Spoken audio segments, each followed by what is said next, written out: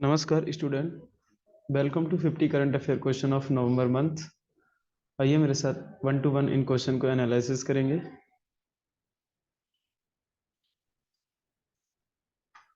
9 नवंबर 2022 को किसे भारत का 50वां मुख्य न्यायाधीश नियुक्त किया गया? तो 50वां मुख्य न्यायाधीश DY चंद्रचूड़ को बनाया गया है। DY चंद्रचूड़ को राष्ट्रपति श्रीमती द्रौपदी मुर्मू के द्वारा शपथ दिलाई गई थी। 49वां मुख्य न्यायाधीश बनाया गया है। नए चीफ जस्टिस ऑफ इंडिया के नाम की सिफारिश रिटायर होने वाले चीफ जस्टिस ऑफ इंडिया के नेतृत्व में एक कॉलेजियम के द्वारा की जाती है। कॉलेजियम प्रणाली में केवल 5 जज होते हैं। संविधान के भाग 5 में अनुच्छेद 124 से 147 तक सुप्रीम कोर्ट का उल्लेख किया गया है। प्रिय छात्रों, DY चंद्रचूड़ भारत के 50वें मुख्य न्यायाधीश हैं और न्यायाधीश की नियुक्ति का जो मुख्य आधार है वो होता है कॉलेजियम का निर्णय।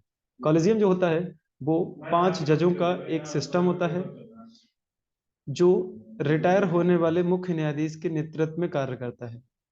यही 5 जजों के नेतृत्व में बनाए गए कॉलेजियम अगले चीफ जस्टिस के नाम की घोषणा करते हैं और उस चीफ जस्टिस के नाम की घोषणा करने के बाद उसका नाम केंद्र सरकार को भेज दिया जाता है, यानी कानून मंत्री के पास, और कानून मंत्री उसके नाम की सिफारिश राष्ट्रपति को दे देता है। तब राष्ट्रपति अपने द्वारा चीफ जस्टिस ऑफ इंडिया को शपथ दिला दी जाती है। आइए अगला क्वेश्चन देखेंगे। हाल ही में 22वें विधि आयोग का नया अध्यक्ष किसे नियुक्त किया गया है? तो लॉ कमीशन का नया चेयरमैन बनाए गए हैं ऋतुराज अवस्थी। ऋतुराज अवस्थी हाईकोर्ट के रिटायर्ड जज हैं। देखिए, विधि आयोग एक नॉन कॉन्स्टिट्यूशनल बॉडी है। विधि आयोग एक नॉन कॉन्स्टिट्यूशनल बॉडी है। भारत की आजादी के बाद पहला लॉ कमीशन 1955 में बनाया गया था। विधि आयोग ministry of law and ministry of judiciary के लिए एडवाइजर के रूप में कार्य करता है, यानी कि ministry of justice and ministry of law के लिए एक एडवाइजर के तौर पे काम करता है। तो बच्चों, विधि आयोग का इतिहास बहुत पुराना है। देखा जाए तो आजादी से पहले 1835 में उस समय इसका अध्यक्ष था लॉर्ड मैकाले करता था, लेकिन आफ्टर फ्रीडम पहली बार विधि कमीशन जो बनाया गया था वो 1955 में बनाया गया था। तो सबसे इंपॉर्टेंट होगा कि ये नॉन कॉन्स्टिट्यूशनल बॉडी है, यानी संविधान में इसका कहीं जिक्र नहीं किया गया है। बस सरकार अपने कामकाज को सही से चलाने के लिए इसे फॉर्म्ड करती है। क्वेश्चन नंबर 3, भारत ओलंपिक संघ इंडिया ओलंपिक अथॉरिटी की पहली महिला अध्यक्ष के रूप में किसे नियुक्त किया गया है? तो बच्चों, इंडिया ओलंपिक एसोसिएशन का पहला भारत में वुमेन के तौर पर किसको अपॉइंटेड किया गया है? पीटी उषा को। पीटी उषा पहली बार इंडियन ओलंपिक एसोसिएशन की वुमेन चेयरमैन होंगी। चलिए next question. Recently Sanjeev Mehta के स्थान पर किसे फिक्की बोर्ड का नया चेयरमैन बनाया गया है? तो फिक्की बोर्ड के नए चेयरमैन होंगे सुब्रकांत पांडा। सुब्रकांत पांडा। देखिए, फिक्की भारत का सबसे बड़ा, सबसे पुराना और सबसे ऊंचा व्यावसायिक संगठन है। फिक्की की स्थापना 1927 में हुई थी। इसका हेडक्वार्टर नई दिल्ली में है। ये वाणिज्यिक और उद्योग हित के संरक्षण के लिए कार्य करता है। तो फिक्की के बारे में आप ध्यान रखेंगे, इसको 1927 में फाउंडेड किया गया था और इसका हेडक्वार्टर नई दिल्ली में हो जाएगा। ठीक है ना। कॉमर्शियल एंड इंडस्ट्री से रिलेटेड ये वर्क करता है और भारत में ट्रेड के लिए ये सबसे बड़ा ऑर्गेनाइजेशन है।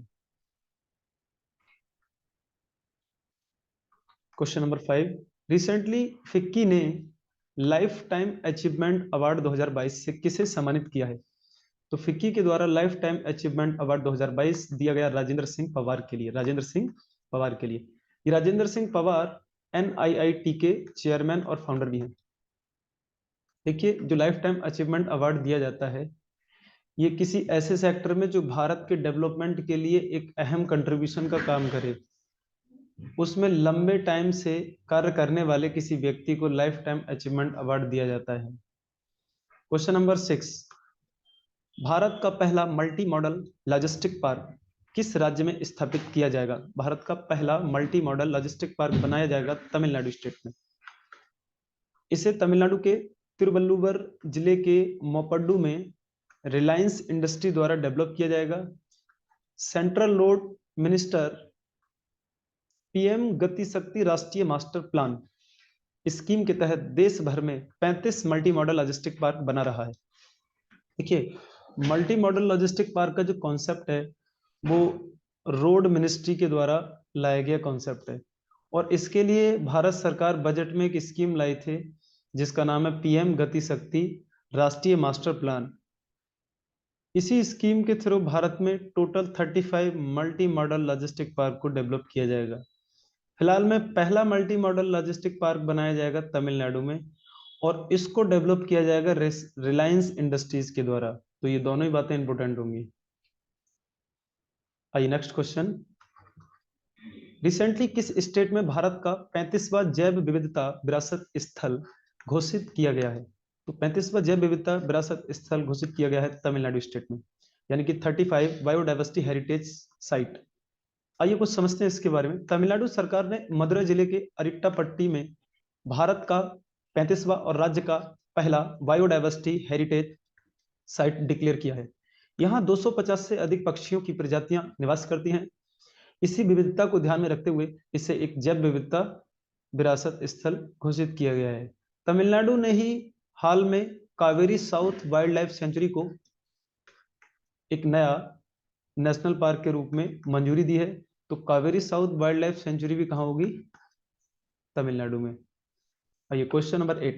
20 से 28 नवंबर तक किस राज्य में 53वें भारतीय अंतर्राष्ट्रीय फिल्म महोत्सव यानी कि इंडिया इंटरनेशनल फिल्म फेस्टिवल का आयोजन किया गया था? तो ये हेल्ड हुआ था गोवा में और गोवा में इस साल जो हुआ है ये है 53वें नंबर का। हम बात करें इसका उद्घाटन सूचना प्रसारण मंत्री अनुराग ठाकुर के द्वारा किया गया था। यहाँ 79 कंट्री की लगभग 280 फिल्मों का प्रदर्शन किया गया था। Next question. 2022 का सत्यजीत रे लाइफ टाइम अचीवमेंट पुरस्कार किसे दिया गया है? तो सत्यजीत रे लाइफ टाइम अचीवमेंट अवार्ड दिया गया कार्लोस सोरा को। कार्लोस सोरा स्पेन के एक फिल्म डायरेक्टर हैं, लेकिन इनकी डेथ हो चुकी है। तो ये अवार्ड जो है इनकी बेटी को प्राप्त हुआ था। तो नीचे पढ़ेंगे कुछ डिटेल में बच्चों। यह अवार्ड इन्हें 20 नवंबर को 53वें भारतीय अंतर्राष्ट्रीय फिल्म महोत्सव के दौरान दिया गया था, जो उनकी बेटी अन्ना सोरा ने प्राप्त किया था। आइए नेक्स्ट क्वेश्चन। 53वें इंडिया इंटरनेशनल फिल्म फेस्टिवल में Indian personality of the year का अवार्ड किसे दिया गया? तो Indian personality of the year का अवार्ड दिया गया साउथ फिल्म इंडस्ट्री के हीरो हैं चिरंजीवी। चिरंजीवी को इस साल Indian personality of the year declare किया गया है। ये तीनों ही क्वेश्चन इंडिया फिल्म फेस्टिवल से रिलेटेड है, बहुत इंपॉर्टेंट होंगे। आइए क्वेश्चन नंबर 12। क्वेश्चन 12 में दिया गया बच्चों, दूसरा पूर्वोत्तर ओलंपिक खेल यानी कि second north east Olympic game का आयोजन किस स्टेट में किया गया? मेघालय स्टेट में इसको ऑर्गेनाइज किया गया था। और बच्चों मेघालय की राजधानी शिलोंग में इसका आयोजन हुआ था। तो कुछ शॉर्ट में डिटेल है नीचे, इसको रीड करेंगे। 10 to 16 नवंबर तक मेघालय की कैपिटल शिलोंग में second time north east Olympic game का आयोजन किया गया। मोस्टली मेडल मणिपुर स्टेट के द्वारा जीते गए थे इसमें, जबकि पहला नॉर्थ ईस्ट ओलंपिक गेम 2018 में मणिपुर में हुआ था। आइए क्वेश्चन नंबर 13। रिसेंटली किस स्टेट में बांग्ला फेस्टिवल का 46वां एडिशन मनाया गया? बांग्ला फेस्टिवल का 46वां संस्करण मनाया गया। तो बांग्ला फेस्टिवल हुआ था अभी मेघालय में। बहुत इंपॉर्टेंट क्वेश्चन होगा, मेघालय में बांग्ला फेस्टिवल।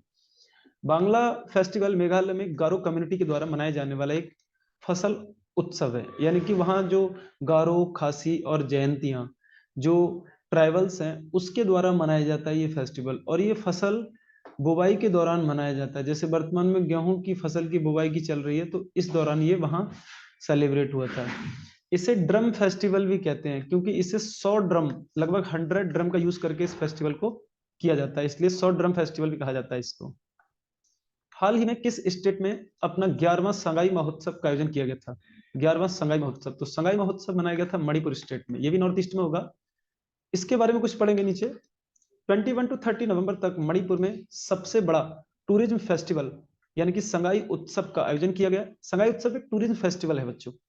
इसका इनॉग्रेशन सेंट्रल टूरिज्म मिनिस्टर जी किशन रेड्डी ने किया। मणिपुर के तामेंगलोंग जिले में 14 नवंबर को अमूर फाल्कन पक्षी फेस्टिवल का आयोजन भी किया गया था। देखिए, दो फेस्टिवल होंगे इस महीने में मणिपुर में, एक संगाई महोत्सव जो कि एक प्रकार का टूरिस्ट फेस्टिवल है, दूसरा अमूर फाल्कन फेस्टिवल जो कि अमूर फाल्कन पक्षी की मेमोरी में किया जाता है। देखिए, अमूर फाल्कन पक्षी जो है मणिपुर के क्षेत्र में सबसे ज्यादा पाया जाता है। आइए क्वेश्चन नंबर 15। 19 नवंबर को प्रधानमंत्री नरेंद्र मोदी ने किस स्टेट में डोनी पोलो हवाई अड्डा का इनॉग्रेशन किया है? तो डोनी पोलो हवाई अड्डा अरुणाचल प्रदेश में इसका उद्घाटन किया गया। देखिए, एक्चुअल में अरुणाचल प्रदेश में मोस्टली हिस्से में तिब्बती लैंग्वेज बोली जाती है, और डोनी का मतलब होता है सूर्य और पोलो का मतलब होता है चंद्रमा। भारत में सबसे पहले सूरज भी कहाँ उगता है? अरुणाचल प्रदेश में, और चंद्रमा भी सबसे पहले कहाँ दिखता है? अरुणाचल प्रदेश में। इसलिए इस हवाई अड्डे का नाम रख दिया गया डोनी पोलो हवाई अड्डा। ये अरुणाचल प्रदेश का पहला ग्रीनफील्ड हवाई अड्डा है। इस दौरान प्राइम मिनिस्टर ने कामेंग हाइड्रो इलेक्ट्रिक प्रोजेक्ट जल विद्युत परियोजना का भी शिलान्यास किया था। यहाँ भारतीय सेना के द्वारा नवंबर मंथ में ही बालोंग मेला मनाने का आयोजन किया था। अरुणाचल प्रदेश के तवांग घाटी में ही सेला सुरंग का निर्माण किया जा रहा है। यानी कि ये जो इतने सारे फैक्ट हैं ये सब अरुणाचल प्रदेश से रिलेटेड हैं, जो आने वाले किसी भी एग्जाम के लिए मोस्ट इंपोर्टेंट होंगे। तो बालोंग मेला जो कि इंडियन आर्मी ने सेलिब्रेट किया था अरुणाचल प्रदेश में, यहाँ की तवांग वैली में सेला टनल का निर्माण किया जा रहा है, कामेंग हाइड्रो इलेक्ट्रिक प्रोजेक्ट भी यहाँ पर बनाई जा रही है। चलिए अगला क्वेश्चन, क्वेश्चन नंबर 16। आतंकवाद के मनी सप्लाई को रोकने के लिए अंतरराष्ट्रीय सम्मेलन नो मनी फॉर टेरर का आयोजन कहां किया गया? तो नो मनी फॉर टेरर का आयोजन हुआ था बच्चों नई दिल्ली में। देखिए, बहुत सारे वर्ल्ड में ऐसे कंट्री हैं जो टेरर फंडिंग करते हैं, आतंकवाद के लिए धन आपूर्ति यानी मनी सप्लाई करते हैं। उसको रोकने के पर्पज से भारत की राजधानी नई दिल्ली में नो मनी फॉर टेरर एक इंटरनेशनल कॉन्फ्रेंस का आयोजन हुआ था। पढ़ेंगे, इसमें कुछ इंपोर्टेंट जानकारी है। आतंकवाद को मिलने वाली आर्थिक मदद अर्थात मनी सप्लाई को रोकने के लिए नई दिल्ली में तीसरा no money for terror international conference का आयोजन किया गया था। इसका inauguration prime minister Narendra Modi ने किया। जबकि बच्चों, पहला जो no money for terror international summit हुआ था वो 2018 में पेरिस में हुआ था, और दूसरा 2019 मेलबर्न में हुआ था। तो इस साल का आप नई दिल्ली ध्यान रखिएगा। चलिए नेक्स्ट क्वेश्चन, भारत सरकार ने किस राज्य में 33वें हाथी अभ्यारण्य यानी कि एलिफेंट सेंचुरी के रूप में तराई एलिफेंट सेंचुरी की स्थापना को मंजूरी दी है? भारत का 33वां नया हाथी अभ्यारण्य बनेगा कहां पर? उत्तर प्रदेश में। तो इसका आंसर होगा उत्तर प्रदेश स्टेट में। देखिए, सेंट्रल गवर्नमेंट ने यूपी के दुधवा नेशनल पार्क और पीलीभीत टाइगर रिजर्व दोनों का जो जो मतलब फॉरेस्ट एरिया है, उस फॉरेस्ट एरिया को 33वां हाथी वाइल्ड लाइफ सेंचुरी डिक्लेयर किया है, और इसका नाम रखा है ऑफिशियली तराई हाथी अभ्यारण्य। ठीक है ना। भारत सरकार ने हाथियों के संरक्षण के लिए 1992 में एलिफेंट प्रोजेक्ट की शुरुआत की थी। ठीक है ना। अच्छा, अभी देखा जाए बच्चों, अफ्रीका के नाइजीरिया से भारत में चीता लाए गए थे। तो चीता प्रोजेक्ट आपसे पूछ लेगा बच्चों, चीता प्रोजेक्ट। तो चीता प्रोजेक्ट जो आया था बच्चों वो 2008 में आया था, 2008 में।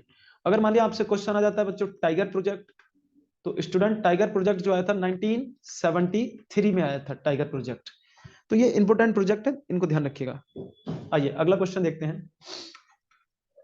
भारत का 53वां tiger reserve Ranipur tiger reserve किस राज्य में स्थापित किया गया है? देखिए, भारत में अब तक 52 टाइगर रिजर्व थे। रिसेंटली एक और नया टाइगर रिजर्व बना है जो कि उत्तर प्रदेश में बना है, Ranipur tiger reserve. Ranipur tiger reserve, तो इसको ध्यान रखेंगे। देखिए, 52 जो टाइगर रिजर्व बना था बच्चों, को राजस्थान में बना था। कहां पर? राजस्थान में। इससे पहले बच्चों 51 टाइगर रिजर्व जो बना था वो बना था तमिलनाडु में। तमिलनाडु में जो बना था बच्चों, मुकुर्थी मधुमलाई टाइगर रिजर्व बना था, मुकुर्थी मधुमलाई टाइगर रिजर्व। ठीक है ना। आइए अगला क्वेश्चन देखते हैं, क्वेश्चन नंबर 19। रिसेंटली किस स्टेट में एशिया की पहली सौर ऊर्जा से संचालित टेक्सटाइल मिल यानी कि सोलर एनर्जी से कंडक्टेड फर्स्ट टेक्सटाइल मिल का उद्घाटन किया गया है? महाराष्ट्र में। कहां पर? महाराष्ट्र स्टेट के परभणी जिला में। एक परभणी जिला है जहां पर एशिया का पहला ऐसा टेक्सटाइल शुरू किया है जो पूरी तरीके से सोलर एनर्जी से कंडक्टेड होगा। तो बहुत इंपॉर्टेंट क्वेश्चन होगा। अब एक क्वेश्चन और इस बार पूछा जा रहा है बच्चों कि भारत का पहला अंतरराष्ट्रीय हवाई अड्डा जो पूर्ण तरीके से सौर ऊर्जा से संचालित है, तो इसमें आंसर आएगा कोचीन। कोचीन इंटरनेशनल एयरपोर्ट भारत का पहला ऐसा इंटरनेशनल एयरपोर्ट है जो फुल्ली सोलर एनर्जी से कंडक्टेड है। चलिए अगला क्वेश्चन, संयुक्त राष्ट्र ने किस वर्ष को अंतरराष्ट्रीय मोटा अनाज इंटरनेशनल मिलेट ईयर का वर्ष घोषित किया है? तो वर्ष 2023 को संयुक्त राष्ट्र ने अंतरराष्ट्रीय मोटा अनाज का वर्ष डिक्लेयर किया है। और देखिए ये डिक्लेरेशन भारत की पहल पर ही किया है, तो पढ़ेंगे इसमें बच्चों, भारत की पहल पर संयुक्त राष्ट्र ने 2023 को अंतरराष्ट्रीय मोटा अनाज का वर्ष घोषित किया है। भारत मोटे अनाज के उत्पादन में विश्व में सबसे अग्रणी देश है, यानी कि दुनिया का 41% मोटा अनाज केवल भारत में उत्पादित किया जाता है। देखिए मोटा अनाज के अंतर्गत क्या क्या आता है बच्चों, जैसे ज्वार हो गया, बाजरा, मक्का, ये सब मोटा अनाज के अंतर्गत आता है। और मोटा अनाज में अगर क्वेश्चन आता है उत्पादन में सबसे अग्रणी राज्य कौन सा है, तो फिर आएगा इस कंडीशन में राजस्थान। राजस्थान में सबसे ज्यादा ज्वार, बाजरा, मक्का का उत्पादन किया जाता है। ठीक है ना। आइए अगला क्वेश्चन देखते हैं। कंबोडिया के नॉम पेन में आयोजित आसियान भारत शिखर सम्मेलन में भारत की ओर से किसने भाग लिया? तो भारत की ओर से यहां पर गए थे वाइस प्रेसिडेंट जगदीप सिंह धनखड़ और विदेश मंत्री एस जयशंकर। तो आसियान इंडिया समिट जो हुआ वो कंबोडिया के नॉम पेन में हुआ था, जहां इंडिया की तरफ से वाइस प्रेसिडेंट जगदीप सिंह धनखड़ और फॉरेन मिनिस्टर एस जयशंकर ने रिप्रेजेंट किया। बच्चों हम बात करें 10 से 13 नवंबर तक 40वां और 41वां आसियान शिखर सम्मेलन, आसियान भारत स्मारक शिखर सम्मेलन तथा पूर्वी एशिया शिखर सम्मेलन, तीनों का आयोजन कंबोडिया के नॉम पेन में किया गया था। यानी कि सेम डेट में 3 इंपोर्टेंट समिट हुए थे, इन तीनों को याद रखिएगा, है ना। इसी समिट के दौरान क्या हुआ था बच्चों कि आसियान ने ईस्टर्न तिमोर, एक कंट्री है बच्चों पूर्वी तिमोर, इसको अपना 11वां कंट्री मेंबर बनाने के लिए मंजूरी दे दी है। देखिए आसियान में केवल 10 देश हैं, अब तक कितने देश पढ़ते थे हम? 10 कंट्री। अब कितने कंट्री हो जाएंगे? एक और जुड़ जाएगा, यानी कि अब 11 कंट्री हो जाएंगे। तो आसियान में जुड़ने वाला नया कंट्री जो होगा वो पूर्वी तिमोर। ठीक है, चलिए क्वेश्चन नंबर 22। 16 नवंबर को 17वां G20 शिखर सम्मेलन का आयोजन किस शहर में किया गया था? बाली शहर में, इंडोनेशिया के बाली शहर में हुआ था 17वां G20 समिट। देखते हैं कुछ इंपोर्टेंट इंफॉर्मेशन इससे रिलेटेड। 16 नवंबर को इंडोनेशिया के बाली सिटी में हुए G20 समिट में भारत की ओर से प्राइम मिनिस्टर नरेंद्र मोदी ने भाग लिया। और इस G20 समिट में जो थीम रखी गई थी वो थी मिलकर बढ़े सशक्त बने, यानी रिकवर टुगेदर रिकवर स्ट्रॉन्गर। तो थीम बहुत इंपॉर्टेंट होती है एग्जाम पर्पज से। इंडिया की तरफ से प्राइम मिनिस्टर ने इसमें पार्टिसिपेट किया। डबल स्टार में कुछ इंपोर्टेंट इंफॉर्मेशन है। G20 19 देश और एक यूरोपियन यूनियन ग्रुप का समूह है। इसकी स्थापना 1999 में वाशिंगटन में हुई थी। इसका पहला समिट 2008 में हुआ था। 2023 में 18वां और G20 सम्मेलन भारत में है। देखिए अगले साल यानी कि 2023 में बच्चों जो G20 का 18वां समिट होगा वो भारत में होगा। तो इस समय G20 की मेंबरशिप किसको मिल गई है? इंडिया को मिल गई है। ठीक है ना। जबकि 2024 का 19वां G20 समिट ब्राजील में किया जाएगा, ध्यान रखेंगे। अच्छा डबल स्टार में कुछ और इंपोर्टेंट इंफॉर्मेशन है। देखिए G7 और G20 दोनों के द्वारा एक ग्लोबल शील्ड बीमा इनिशिएटिव की शुरुआत की गई है। ग्लोबल शील्ड बीमा G7 और G20 दोनों ने इसे शुरू किया है। चलिए अगला क्वेश्चन, क्वेश्चन 23। इंडिया फ्रांस के बीच 7वां वायुसेना अभ्यास गरुड़ का आयोजन कहां किया गया? तो गरुड़ जो एयरफोर्स एक्सरसाइज हुई है वो जोधपुर में हुई है, राजस्थान के जोधपुर में। और इस साल इसका 7वां एडिशन रहेगा। ठीक है ना। तो हम बात करें बच्चों, एक और इंपोर्टेंट इंफॉर्मेशन है कि इस साल जो 2 साल में होता है एयर शो एरो इंडिया, इसका आयोजन बेंगलोर में किया जाएगा। भारतीय एयरफोर्स के द्वारा एयर शो एरो इंडिया 2023 का आयोजन कहां होगा? बेंगलुरु में। और ये जनवरी में हो सकता है। ठीक है ना। तो 2023 वाला air show arrow India Bangalore में होगा। बहुत इंपॉर्टेंट क्वेश्चन हो गई है। क्वेश्चन 24। वर्ष 2022 में कितने खिलाड़ियों को राष्ट्रीय खेल पुरस्कार यानी नेशनल गेम अवार्ड से सम्मानित किया गया? तो बच्चों 30 तारीख को यानी कि 30 नवंबर को भारत की राष्ट्रपति श्रीमती द्रौपदी मुर्मू ने 40 खिलाड़ियों को राष्ट्रीय खेल पुरस्कार से सम्मानित किया था, जिसमें शरद कमल अंचिता को खेल रत्न अवार्ड दिया गया है। ठीक है ना। और 25 खिलाड़ियों को अर्जुन अवार्ड दिया गया है। 7 कोचों को द्रोणाचार्य पुरस्कार दिया गया है। और 4 खिलाड़ियों को मेजर ध्यानचंद खेल रत्न को खेल प्रोत्साहन का पुरस्कार दिया गया है। टोटल कितने हैं? 40। अब इनमें से सभी के नाम मेरे द्वारा एक ये भारत सरकार की वेबसाइट का लिंक दे रखा है यहाँ पर, ठीक है ना, पीआईबी गवर्नमेंट इंडिया, इस पर आप क्लिक करके सारे खिलाड़ियों के नाम पता लगा सकते हैं, कौन कौन से खिलाड़ी हैं जिन्हें ये अवार्ड मिले हैं। चलिए अगला क्वेश्चन देखते हैं। क्वेश्चन 25, वर्ष 2019, 2020 और 2021 के कुल कितने कलाकारों को संगीत नाटक अकादमी पुरस्कार से सम्मानित करने की घोषणा की गई है? तो संगीत नाटक अकादमी पुरस्कार इस साल 3 सालों के मिलाकर दिए जाएंगे, 19, 20 और 21, ठीक है ना, जिसमें टोटल जो आर्टिस्ट है वो कितने हैं? लगभग 128 कलाकार हैं, ठीक है ना। तो 128 कलाकारों को इस साल, ठीक है ना, पिछले 3 साल 2019, 20 और 21 के कुल मिलाकर कलाकारों को दिया जाएगा, ठीक है ना। इन सारे कलाकारों की जो सूची है वो मेरे द्वारा दिए गए इस लिंक में है, आप यहां से लिंक पर क्लिक करके नाम को पता लगा सकते हैं। चलिए अगला क्वेश्चन, 13 नवंबर को इंग्लैंड और पाकिस्तान के बीच फाइनल T20 वर्ल्ड कप कहां खेला गया? तो 13 नवंबर को इंग्लैंड और पाकिस्तान के बीच जो फाइनल T20 वर्ल्ड कप हुआ था, ये हुआ था ऑस्ट्रेलिया के मेलबर्न शहर में। तो मेलबर्न स्टेडियम में खेला गया था इस साल T20 वर्ल्ड कप, जिसमें इस साल का जो T20 वर्ल्ड कप है वो 8वें नंबर का है, और फाइनल में इंग्लैंड ने पाकिस्तान को 5 विकेट से हरा दिया। तो बच्चों finally player of the series का जो अवार्ड दिया गया था वो सैम करन को दिया गया था, जो कि इंग्लैंड के खिलाड़ी हैं, और सबसे ज्यादा इस साल के T20 वर्ल्ड कप में रन बनाने का जो स्कोर रहा वो विराट कोहली का रहा था, ठीक है ना।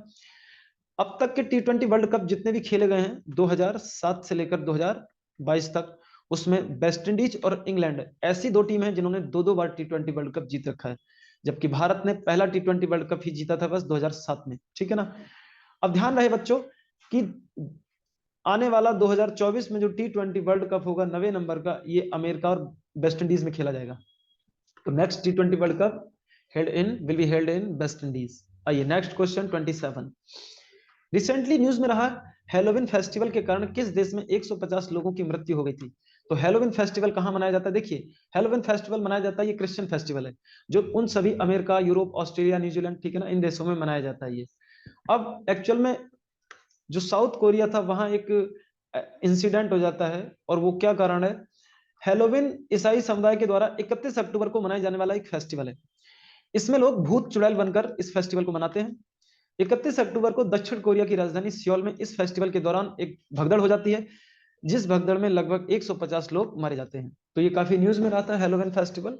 तो आप ध्यान रखेंगे ये क्रिश्चियन फेस्टिवल है जो 31 अक्टूबर को ही मनाया जाता है केवल।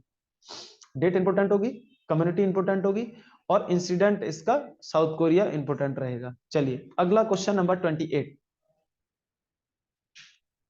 19 नवंबर को श्रीहरिकोटा आइलैंड से भारत का पहला प्राइवेट रॉकेट लॉन्च किया गया, इसका क्या नाम है? तो इंडिया फर्स्ट प्राइवेट रॉकेट जो होगा वो Vikram S, Vikram S, S का मतलब है यहाँ सीरीज से। देखिए जो प्राइवेट एजेंसी है वो विक्रम के नाम से 5 रॉकेट लॉन्च करेगी, तो 5 का ये पहला है, यानी कि विक्रम एस सीरीज का ये पहला रॉकेट होगा। अब ये विक्रम नाम क्यों दिया गया? देखिए विक्रम जो थे, विक्रम साराभाई जिन्होंने 1969 में इसरो की स्थापना की थी, तो उनके नाम पर इसका नाम है विक्रम एस। अब कुछ इंपोर्टेंट इंफॉर्मेशन है, इसको पढ़िए नीचे। देखिए मिशन प्रारंभ के तहत, यानी कि जो Vikram S private rocket launch किया गया था, इसके लिए जो मिशन चलाया था वो था प्रारंभ के थ्रू 19 नवंबर को इसरो ने पहले निजी रॉकेट विक्रम एस को श्रीहरिकोटा द्वीप पर सतीश धवन अंतरिक्ष केंद्र से लॉन्च किया था, ठीक है ना। इसका निर्माण किसने किया था वो भी समझेंगे। इसके द्वारा 3 सैटेलाइट को उनकी कक्षा में स्थापित किया गया था। विक्रम एस रॉकेट को Skyroot Aerospace private agency ने बनाया था। स्काई रूट एरोस्पेस भारत की पहली प्राइवेट स्पेस एजेंसी है। इसकी स्थापना पवन कुमार चंद्रा के द्वारा 2018 में की गई थी, और इसका हेडक्वार्टर हैदराबाद में है, ठीक है ना। तो भारत की पहली निजी जो स्पेस एजेंसी है उसका नाम है स्काई रूट एरोस्पेस। ये जो विक्रम एस रॉकेट है इसी का रॉकेट है, बस इसे लॉन्च इसरो ने किया था सतीश धवन स्पेस सेंटर से, जो कि आंध्र प्रदेश के श्रीहरिकोटा आइलैंड पर है। चलिए अगला क्वेश्चन देखते हैं, क्वेश्चन नंबर 29। देखिए किस बैंक ने पहला स्टिकर आधारित डेबिट कार्ड यानी फर्स्ट टैप लॉन्च किया है? देखिए स्टिकर आधारित, ओनली केवल केवल स्टिकर के थ्रू काम करेगा वो, और इसका नाम है फर्स्ट टैप, ठीक है ना। तो इस बैंक ने लॉन्च किया इसको, आईडीएफसी बैंक ने, आईडीएफसी फर्स्ट बैंक ने इसको लॉन्च किया। बहुत इंपोर्टेंट क्वेश्चन होगा, ठीक है ना, मोस्ट इंपोर्टेंट क्वेश्चन है ये। यानी भारत में पहली बार स्टिकर डेबिट कार्ड जो होगा वो आईडीएफसी फर्स्ट बैंक के द्वारा लॉन्च किया गया। चलिए क्वेश्चन नंबर 30, इंडोनेशिया के जकार्ता में आयोजित कराटे वन सीरीज ए में पहली बार किस भारतीय ने गोल्ड मेडल जीता है? तो karate one series A category में पहली बार गोल्ड मेडल जीतने वाले जो भारतीय हैं वो हैं प्रणय शर्मा। 18 से 20 नवंबर को जकार्ता में आयोजित वर्ल्ड कराटे फेडरेशन के कराटे वन सीरीज ए में भारत के लिए पहली बार हरियाणा के भिवानी के प्रणय शर्मा ने गोल्ड मेडल जीता है। यानी इस गेम में पहली बार इंडिया ने गोल्ड मेडल जीता है और उसको जीतने वाले हैं Pranay Sharma. Most important question होगा। आइए क्वेश्चन नंबर 31, 14 नवंबर को प्रकाशित जलवायु परिवर्तन प्रदर्शन सूचकांक 2023 में भारत को कौन सा स्थान प्राप्त हुआ है? तो बच्चों क्लाइमेट चेंजिंग परफॉर्मेंस इंडेक्स 2023 में इंडिया का जो रैंक रहा है वो 8वां रैंक रहा है, जबकि पिछले साल यही रैंक भारत का 10वां था। तो यानी 2 अंक और सुधार हुआ है। ठीक है बच्चों, ये इंडेक्स जो है जर्मन में कुछ एजेंसी हैं उनके द्वारा पब्लिश किया जाता है, जैसे German watch, new climate institute और क्लाइमेट एक्शन नेटवर्क इंटरनेशनल। ये 3 एजेंसी इसको पब्लिश करती हैं। इस साल के इंडेक्स में पहले, दूसरे और तीसरे रैंक पर कोई कंट्री नहीं आया, जबकि चौथे, 5वें, 6ठे और 7वें रैंक पर डेनमार्क, स्वीडन, चिली और मोरक्को कंट्री रहे थे। तो इंडिया का रैंक याद रखेंगे, इस साल का भी और पिछले साल का भी। ठीक है ना। चलिए अगला कंट्री क्वेश्चन देखिए, क्वेश्चन नंबर 32, रिसेंटली किस कंट्री ने भारत के साथ फ्री ट्रेड एग्रीमेंट यानी कि मुक्त व्यापार समझौता किस देश के साथ किया है? तो भारत का रिसेंटली नवंबर में ही बच्चों फ्री ट्रेड एग्रीमेंट पर साइन हुआ था। कहां? ऑस्ट्रेलिया से। देखिए इसके लिए क्या किया ऑस्ट्रेलिया ने, 22 नवंबर को ऑस्ट्रेलिया की पार्लियामेंट में इंडिया के साथ फ्री ट्रेड एग्रीमेंट बिल पारित किया गया। इसके तहत भारत के 6000 से अधिक प्रोडक्ट को ऑस्ट्रेलिया में निर्यात कर से फ्री कर दिया जाएगा, यानी कि जो इंपोर्ट टैक्स लगता है उससे फ्री हो जाएगा। यानी भारत के 6000 से अधिक प्रोडक्ट ऑस्ट्रेलिया में बिना टैक्स के सेल होंगे। इससे भारत की वहां पर जो प्रोडक्ट है उनकी कीमत भी घट जाएगी, जिससे परचेजिंग बढ़ जाएगी और इंडिया में उसके लिए प्रोडक्शन बढ़ जाएगा। तो ये इंडिया की इकोनॉमी के लिए बहुत ज्यादा बेनिफिशियरी होगा। हाल ही में भारत और ऑस्ट्रेलिया के बीच नई दिल्ली में 5वीं साइबर नीति वार्ता का आयोजन किया गया था। देखिए अभी नवंबर में ही 5वीं साइबर पॉलिसी एक डायलॉग हुआ था ऑस्ट्रेलिया और इंडिया के बीच में। ये भी इंपॉर्टेंट क्वेश्चन होगा, साइबर वार्ता। ठीक है, आइए क्वेश्चन नंबर 33। क्वेश्चन 33 कहता है, रिसेंटली हेलीकॉप्टर से 10,000 फीट की ऊंचाई से छलांग लगाकर भारतीय सेना की पहली स्काई महिला ड्राइवर कौन बन गई है? तो लांस नायक मंजू देवी। मंजू जो है भारत की पहली ऐसी इंडियन मिलिट्री की महिला स्काई ड्राइवर होंगी जिन्होंने 10,000 ऊंचाई से, ठीक है ना, जंपिंग किया है। तो हम बात करें खासतौर से पहली स्काई महिला ड्राइवर लांस नायक मंजू देवी। ठीक है ना। आइए question number 34, recently Neeraj Chopra को किस देश ने फ्रेंडशिप एम्बेसडर नियुक्त किया है? फ्रेंडशिप एम्बेसडर के तौर पर हाल ही में किस देश ने बनाया है नीरज चोपड़ा को? स्विट्जरलैंड ने नीरज चोपड़ा को बनाया है friendship ambassador. Most important question होगा ये। आइए क्वेश्चन नंबर 35, जलवायु परिवर्तन सम्मेलन COP27 का आयोजन किस देश में हुआ था?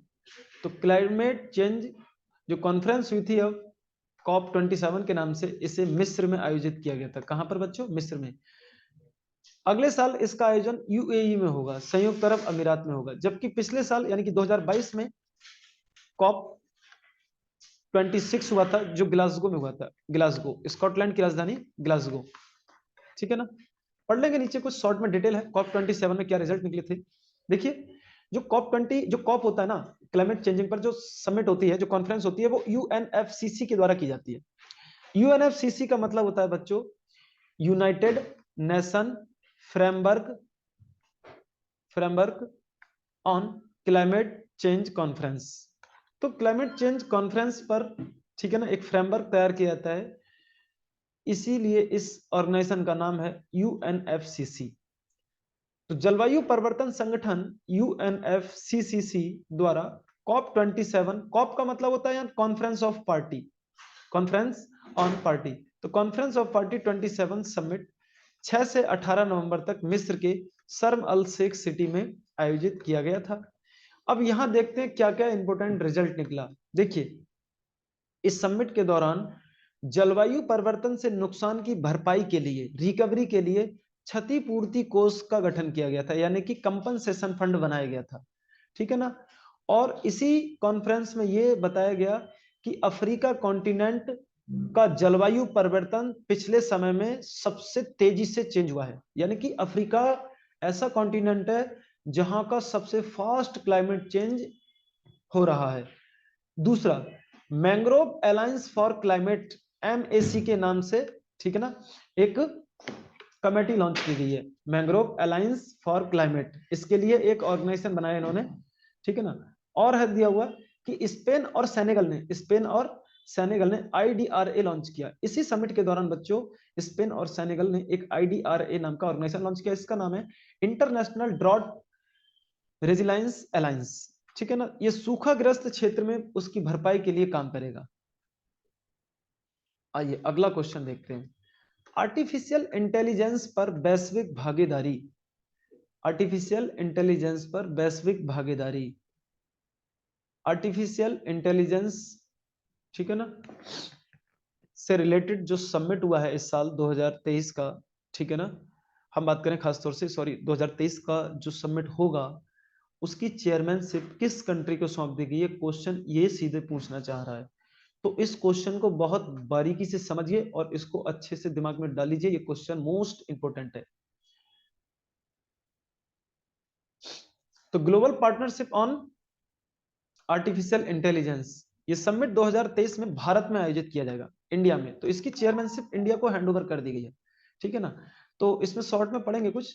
21 नवंबर को जापान की राजधानी टोक्यो में आर्टिफिशियल इंटेलिजेंस संबंधित वैश्विक भागीदारी समिट 2022 का आयोजन हुआ था। यानी इस साल का जीपीएआई समिट जो हुआ वो जापान की राजधानी टोक्यो में हुआ।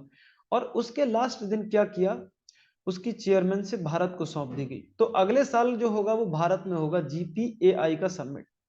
अब इस साल के समिट में भारत की तरफ से टोक्यो में कौन गया था, सूचना प्रौद्योगिकी स्टेट मिनिस्टर राजीव चंद्रशेखर ने यहां पर भाग लिया था, ठीक है ना। अब देखो कह रहा है यहां पर, यहां फ्रांस ने जीपीएआई की अध्यक्षता भारत को सौंप दी थी। तो हम बात करें खासतौर से इस साल का जो मतलब जो है चेयरमैन था जीपीएआई का, वो फ्रांस था। और अगले साल जो रहेगा कौन रहेगा, भारत रहेगा। इसका समिट भी अगले साल 2023 में भारत में ही किया जाएगा। जीपीएआई का मतलब होता है global partnership on artificial intelligence, ठीक है ना। इसकी स्थापना 2022 में की गई थी 25 देशों के साथ, जिसमें सबसे महत्वपूर्ण भूमिका भारत की है। तो भारत के द्वारा यह स्थापित किया गया था जीपीएआई। चलिए अगला क्वेश्चन नंबर 37। 22वां फीफा फुटबॉल वर्ल्ड कप 2022 का आयोजन किस शहर में किया गया। तो बच्चों 22वां फीफा फुटबॉल वर्ल्ड कप का आयोजन किया गया दोहा में, कतर के दोहा में किया जा रहा है, मतलब अभी कंटिन्यू चल रहा है। हम बात करें यहां पर कितनी टीमों ने हिस्सा लिया और क्या क्या रिजल्ट आए, देखते हैं जरा। इस वर्ष फीफा वर्ल्ड कप में कुल 32 टीमों ने हिस्सा लिया था। यहाँ भारत की ओर से रणवीर सिंह, एक्टर रणवीर सिंह को ब्रांड एम्बेसडर बनाया गया। देखिए भारत का ब्रांड एम्बेसडर जो फीफा वर्ल्ड कप में था वो कौन थे, रणवीर सिंह, ठीक है ना। और यहाँ पर भारत की तरफ से जो लीड किया गया था वो उपराष्ट्रपति जगदीप सिंह धनखड़ थे, यानी कि इंडिया के रिप्रेजेंटेटिव जो थे यहाँ पर वो जगदीप सिंह धनखड़, ठीक है ना। डबल स्टार में कुछ इंपोर्टेंट इंफॉर्मेशन है कि पुर्तगाल के रोनाल्डो रॉस एक फेमस फुटबॉलर खिलाड़ी हैं।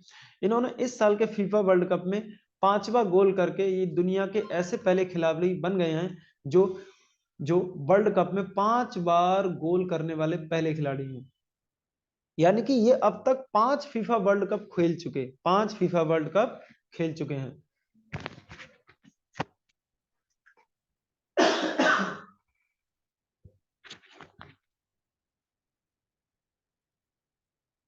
Question number 38। हाल ही में किस देश की टीम ने 28 बार विजित रही ऑस्ट्रेलियाई टीम को हराकर पहली बार डेविस कप जीता है। तो 28 बार की विनर रही ऑस्ट्रेलियाई टीम को इस साल हरा दिया कनाडा की टीम ने। तो इस साल का डेविस कप जीता कनाडा की टीम ने, ठीक है ना। तो बहुत इंपॉर्टेंट होगा डेविस कप, ठीक है ना, कनाडा की टीम के द्वारा जीता गया है। आइए क्वेश्चन नंबर 38। तो क्वेश्चन 39 कहता है 11 इंडिया में पहली वंदे भारत एक्सप्रेस को कहां से रवाना किया है। तो वंदे भारत एक्सप्रेस अब तक नॉर्थ में लॉन्च हुई थी, लेकिन अब साउथ इंडिया में पहली बार इसे लॉन्च किया गया बच्चों बेंगलुरु से। लेकिन ये जो चलेगी वो चेन्नई और मैसूर के बीच चलेगी, लेकिन इसकी शुरुआत बेंगलुरु से की थी प्रधानमंत्री ने। ठीक है ना। हम बात करें बच्चों, देखा जाए इसी पिछले मंथ में भारत में तीसरी और चौथी वंदे भारत एक्सप्रेस लॉन्च की गई थी, थर्ड और फोर्थ। ठीक है ना। थर्ड वंदे भारत एक्सप्रेस जो लॉन्च की गई थी वो गुजरात के गांधीनगर से मुंबई तक लॉन्च की गई थी। ठीक है ना। ऊना, हिमाचल प्रदेश के ऊना से, ठीक है ना, दिल्ली के लिए लॉन्च की गई है। हिमाचल प्रदेश के ऊना से दिल्ली के लिए लॉन्च की गई है। ये चौथी हो गई। पांचवी वंदे भारत एक्सप्रेस बेंगलुरु से लॉन्च की है, जो चेन्नई और मैसूर के बीच चलेगी।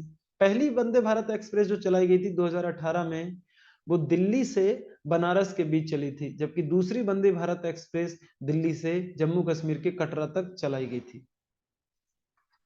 वंदे भारत एक्सप्रेस की यह विशेषता है कि वो इंजन लेस ट्रेन है, उसमें अपना कोई इंजन नहीं है। और पहली वंदे भारत एक्सप्रेस जब 2018 में लॉन्च हुई थी तो उस दौरान उसका नाम था ट्रेन 18। आइए question number 40। Recently prime minister Narendra Modi ने स्टैच्यू ऑफ प्रोस्पेरिटी का इनॉग्रेशन कहां किया है? Statue of prosperity, statue of prosperity को बेंगलुरु में स्थापित किया गया बच्चों। देखिए ये स्टैच्यू किससे रिलेटेड है समझेंगे जरा। 11 नवंबर 2022 को प्राइम मिनिस्टर ने नंदा प्रभु कैंपे गौड़ा की याद में 108 फीट ऊंची स्टैच्यू ऑफ प्रोस्पेरिटी का उद्घाटन किया। नंदा प्रभु कैंपे गौड़ा को बेंगलुरु का संस्थापक माना जाता है। बेंगलुरु हवाई अड्डे को कैंप गोड़े अंतरराष्ट्रीय हवाई अड्डे के नाम से जाना जाता है। ठीक है ना। तो बच्चों ये बहुत इंपॉर्टेंट होगा, और भारत का सबसे सबसे बेहतर हवाई अड्डा भी इस साल का कैंप गोड़े इंटरनेशनल एयरपोर्ट रहा था। ठीक है ना।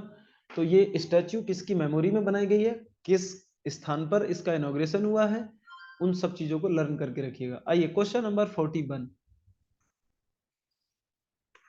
इंडिया और आसियान डिफेंस मिनिस्टर के बीच 9वां वार्षिक समिट का आयोजन कहां हुआ था?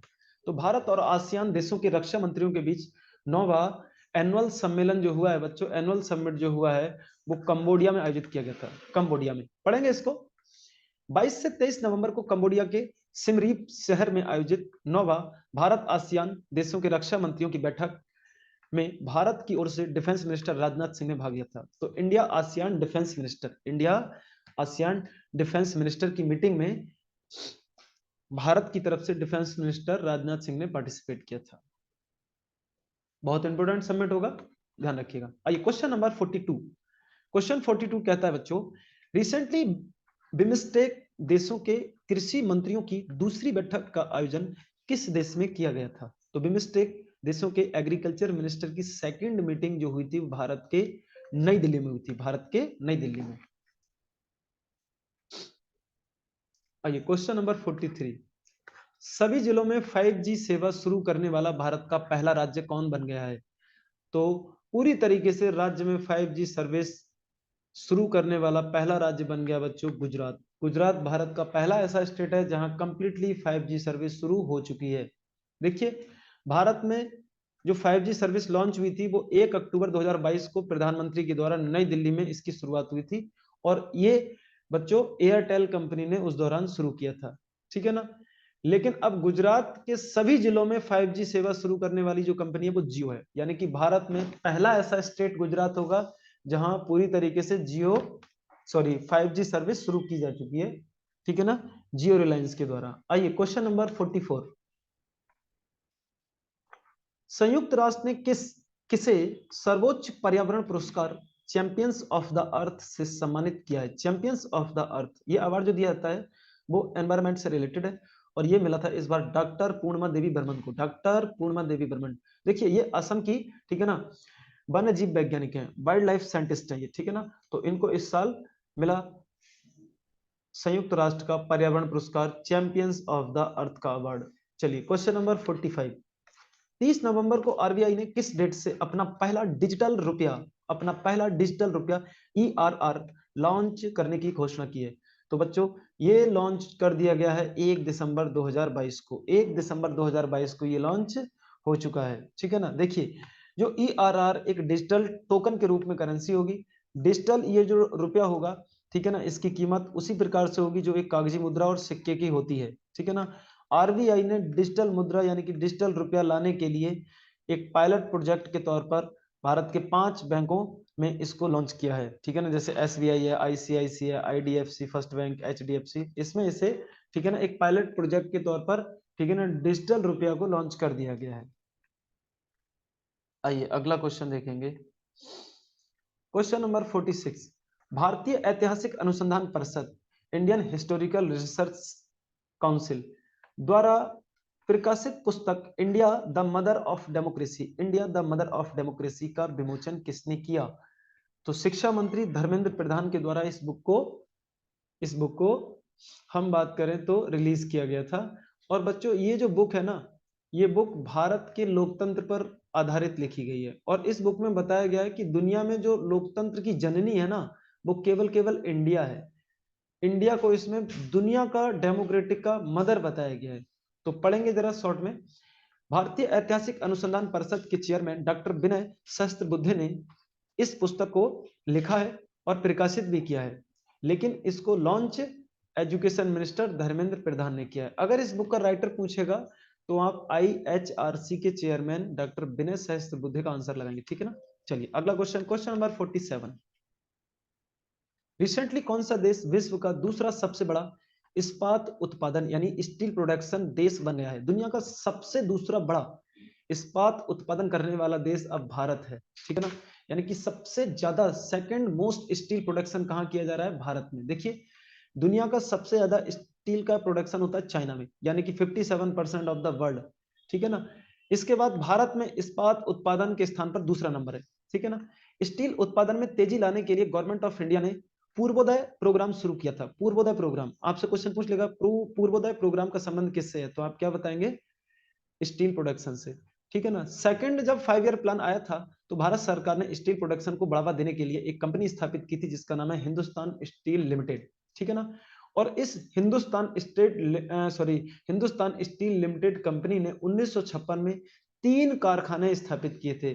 भिलाई कारखाना जो भारत में सबसे बड़ा स्टील उत्पादन कारखाना है, राउरकेला कारखाना और दुर्गापुर, ये 3 कारखाने स्टार्टिंग में सेकंड 5 ईयर प्लान में किए थे, ठीक है ना। जबकि भारत की सबसे पुरानी स्टील कंपनी जो है वो टिस्को है, Tata iron steel company, Tata iron and steel company TISCO Bharat की सबसे पुरानी स्टील कंपनी है। इसकी स्थापना 1907 में हुई थी।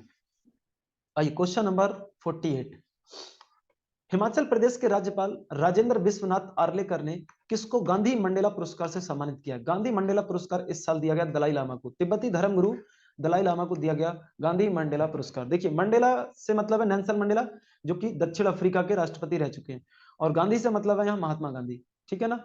तो महात्मा गांधी और नेल्सन मंडेला दोनों की एक विचारधारा थी, छुआछूत और नस्ल भेद को खत्म करना। तो इस पुरस्कार में दोनों का नाम रखा गया, गांधी और मंडेला, यानी गांधी मंडेला अवार्ड 2022 किसको दिया गया? दलाई लामा के लिए, ठीक है। दलाई लामा जो है वो तिब्बती धर्मगुरु हैं और इनका निवास है हिमाचल प्रदेश के धर्मशाला में, हिमाचल प्रदेश के धर्मशाला डिस्ट्रिक्ट में। आइए क्वेश्चन नंबर 49, किस राज्य सरकार ने डॉक्टर आपके द्वार तथा 10 मोबाइल हेल्थ क्लिनिक स्वास्थ्य सेवा योजना की शुरुआत की है? देखिए बिहार राज्य ने, कहां पर? बिहार राज्य ने 2 स्कीम शुरू की हैं अभी। डॉक्टर आपके द्वार, डॉक्टर आपके द्वार का मतलब है एम्बुलेंस से, यानी कि आपको अब जाने की जरूरत नहीं, आपको कोई प्रॉब्लम है आप तुरंत एम्बुलेंस को बुलाइए, आपके गेट पर आएगी, आपको लेकर जाएगी। और गरीबों को फ्री में इलाज करने के लिए 10 मोबाइल हेल्थ क्लिनिक सर्विस शुरू की है। तो ये दोनों जो स्कीम है ये बिहार स्टेट के द्वारा अभी बिहार के CM नीतीश कुमार के द्वारा लॉन्च की गई है। आइए question number 50 and last, question 50 कहता है किस राज्य गवर्नमेंट ने मुख्यमंत्री शिक्षा पुरस्कार योजना की शुरुआत की है? उड़ीसा राज्य सरकार ने, ठीक है ना। CM एजुकेशन अवार्ड स्कीम किसके द्वारा लॉन्च हुई है? उड़ीसा गवर्नमेंट के द्वारा, ठीक है। क्वेश्चन नंबर 51, क्वेश्चन 51 कहता है बच्चों यहां पर रिसेंटली भारत के लिए सर्वाधिक उर्वरक निर्यातक देश, भारत के लिए सर्वाधिक उर्वरक निर्यातक देश कौन बन गया है? यानी कि उर्वरक का मतलब है खाद, जो फर्टिलाइजर्स खाद होता है बच्चों। भारत को सबसे ज्यादा इंपोर्ट करने वाला कंट्री बन गया रूस, यानी रूस दुनिया का ऐसा देश है जो भारत के लिए सबसे ज्यादा फर्टिलाइजर का इंपोर्ट कर रहा है। पढ़ेंगे शॉर्ट में, कुछ डिटेल है। रूस इंडिया के लिए सबसे ज्यादा उर्वरक खाद निर्यात करने वाला देश है। नवंबर 2022 में भारत रूस से सबसे ज्यादा कच्चा तेल खरीदने वाला देश भी बन गया है। यानी कि भारत ने सबसे ज्यादा कच्चा तेल किससे खरीदा है नवंबर में? बच्चों रूस से। ठीक है ना, ये क्वेश्चन भी ध्यान रखना है। दोनों बातें मैंने इन्वॉल्व कर दी हैं एक ही लाइन में। भारत में सबसे ज्यादा उर्वरक खाद की खपत करने वाला जो राज्य है बच्चों वो पंजाब है। पंजाब, ये एनटीपीसी क्वेश्चन आ चुका है, एनटीपीसी में रेलवे में, ठीक है ना, क्वेश्चन पूछा भी जा चुका है। भारत में सबसे ज्यादा फर्टिलाइजर की सप्लाई पंजाब करता है। ठीक है, तो ये क्वेश्चन थे इंपोर्टेंट बच्चों। 50 क्वेश्चन है, ये 51 बाय मिस्टेक हो गया है, लेकिन 50 क्वेश्चन ही शामिल है इसमें। और स्टूडेंट इंपोर्टेंट डे है कुछ, आइए इनको और पढ़ लेते हैं। ठीक है ना, तो ये सभी नवंबर के इंपोर्टेंट डे हैं। जैसे राष्ट्रीय कैंसर जागरूकता दिवस, नेशनल कैंसर अवेयरनेस डे 7 नवंबर को मनाया जाता है हर साल। ठीक है ना बच्चों, राष्ट्रीय शिक्षा दिवस, नेशनल एजुकेशन डे 11 नवंबर को मनाया जाता है, जो कि भारत के पहले शिक्षा मंत्री मौलाना अबुल कलाम के जन्म दिवस पर मनाया जाता है। बाल दिवस, चिल्ड्रन डे जो मनाया जाता है बच्चों, वो 14 नवंबर को मनाया जाता है, जवाहरलाल नेहरू के जन्म दिवस पर मनाया जाता है इसे। विश्व मधुमेह दिवस, मोस्ट इंपोर्टेंट है ये, बहुत आता है एग्जाम में। वर्ल्ड डायबिटीज डे 14 नवंबर को मनाया जाता है, ये भी birthday of Frederick Banting. Frederick Banting जो थे वो व्यक्ति थे जिन्होंने पहली बार डायबिटीज टीका यानी इंसुलिन की खोज की थी। तो इंसुलिन की खोज करने वाले फ्रेडरिक बेंटिंग हैं, इसलिए उनकी मेमोरी में बच्चों वर्ल्ड डायबिटीज डे मनाया जाता है। ठीक है ना, और इस साल वर्ल्ड डायबिटीज डे की जो थीम है वो है मधुमेह शिक्षा तक पहुंच, यानी कि एक्सेस टू डायबिटीज एजुकेशन। अगला, जनजातीय गौरव दिवस, ये 15 नवंबर को मनाया जाता है। देखिए, जनजातीय गौरव दिवस की भारत सरकार ने 2021 में शुरुआत की थी। ठीक है ना, और इस साल पहला जनजातीय गौरव दिवस मनाया गया है, और इसको शिक्षा मंत्रालय के द्वारा मनाने की घोषणा की गई थी कि शिक्षा मंत्रालय इस साल सभी स्कूलों में, कॉलेजों में, यूनिवर्सिटी में जनजातीय गौरव दिवस मनाएगा। और यह मनाया जाता है बच्चों बिरसा मुंडा के जन्म दिवस की याद में। बिरसा मुंडा बच्चों छत्तीसगढ़ वाले क्षेत्र में एक ट्राइबल हीरो के रूप में देखे जाते हैं। आदिवासियों के ये सबसे बड़े लीडर थे जिन्होंने उलगुलान यानी अंग्रेजों के विरुद्ध इन्होंने एक आंदोलन चलाया था जिसको बोला था मुंडा विद्रोह। अगला क्वेश्चन, राष्ट्रीय प्रेस दिवस, नेशनल प्रेस डे मनाया जाता है एवरी ईयर 16 नवंबर को। विश्व बाल दिवस, वर्ल्ड, देखिए विश्व धरोहर सप्ताह, वर्ल्ड हेरिटेज वीक 19 से 25 नवंबर को हर साल वर्ल्ड हेरिटेज वीक मनाते हैं। नेशनल दुग्ध उत्पादन में भारत सबसे अग्रणी देश है। संविधान दिवस यानी कॉन्स्टिट्यूशन डे, इसे 26 नवंबर को मनाते हैं। ठीक है ना, बर्थडे ऑफ डॉक्टर, एक मिनट, ये क्वेश्चन में बच्चों ये वर्ड बाय मिस्टेक नीचे हो गया है। इस लाइन को आप राष्ट्रीय दुग्ध दिवस में लिखेंगे कि डॉक्टर जो वर्गीज कुरियन है, डॉक्टर वर्गीज कुरियन का जन्म हुआ था 26 नवंबर को, और उन्हीं के द्वारा भारत में ऑपरेशन फ्लड लाया गया था, ऑपरेशन फ्लड। और ऑपरेशन फ्लड जो लाया गया था बच्चों, उसके माध्यम से भारत में दुग्ध क्रांति लाई गई थी। तो दुग्ध क्रांति या ऑपरेशन फ्लड के जनक माने जाते हैं वो डॉक्टर वर्गीज कुरियन माने जाते हैं, इसलिए वर्गीज कुरियन को भारत में मिल्क मैन भी कहा जाता है। ठीक है, तो स्टूडेंट ये थे आपके इस वीडियो के माध्यम से 50 question of current affair November month के, जो मैंने एनालिसिस किया और साथ साथ में आपके लिए दिए गए थे नवंबर मंथ के सारे इंपोर्टेंट डे। ठीक है ना, इसका PDF Telegram channel Sunil sir GS world पर मिल जाएगा, वहां से आप डाउनलोड कर सकते हैं, बार बार इसको रिवाइज कर सकते हैं।